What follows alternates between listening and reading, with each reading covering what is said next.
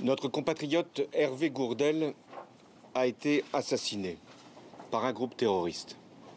Lâchement, cruellement, honteusement. Je pense à lui. Il était parti en Algérie pour se livrer à sa passion, la montagne. Et il a été victime d'un crime odieux dont les auteurs devront être châtiés. Je pense à sa famille, à sa compagne, à ses parents, auxquels j'ai parlé et qui sont submergés par le chagrin. Je pense à ses proches, ils sont nombreux, qui ne comprennent pas et qui n'acceptent pas cette terrible injustice. Pourquoi lui, là-bas? Je pense à tous nos concitoyens qui sont saisis d'effroi. Parce que le but des terroristes, c'est justement d'effrayer, de faire peur.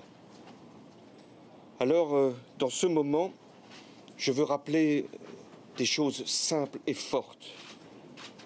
Hervé Gourdel est mort parce qu'il était français. Parce que son pays, la France, combat le terrorisme. Hervé Gourdel est mort parce qu'il est le représentant d'un peuple, le nôtre, qui était pris de liberté et qui défend la dignité humaine contre la barbarie. Ma détermination est totale et cette agression ne fait que la renforcer. Nous continuerons à lutter contre le terrorisme partout et notamment contre le groupe qu'on appelle Daesh et qui répand la mort en Irak, en Syrie, qui poursuit des populations civiles, persécute des minorités religieuses, viole, décapite. Oui, c'est contre ce groupe que la France s'est mobilisée et a été appelée par les autorités irakiennes.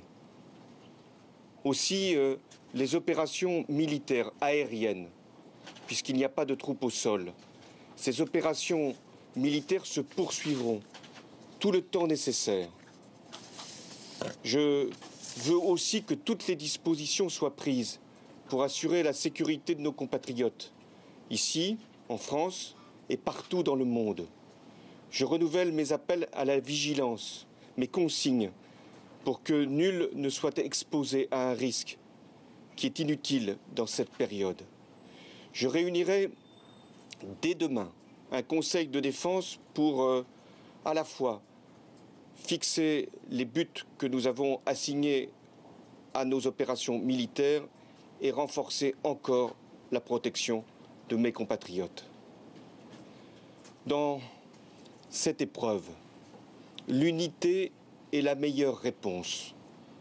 Et c'est pourquoi je me réjouis, hélas, dans cette période, que le Parlement ait pu démontrer son sens du rassemblement et de l'intérêt national. Je lance un appel justement à la réunion de tous, au rassemblement de toute notre communauté, au-delà de nos différences, au-delà de nos sensibilités, de nos convictions, parce que c'est l'essentiel qui est en jeu. La France ne cède pas au terrorisme. La France ne cédera jamais au terrorisme, parce que c'est son devoir et bien plus, parce que c'est son honneur.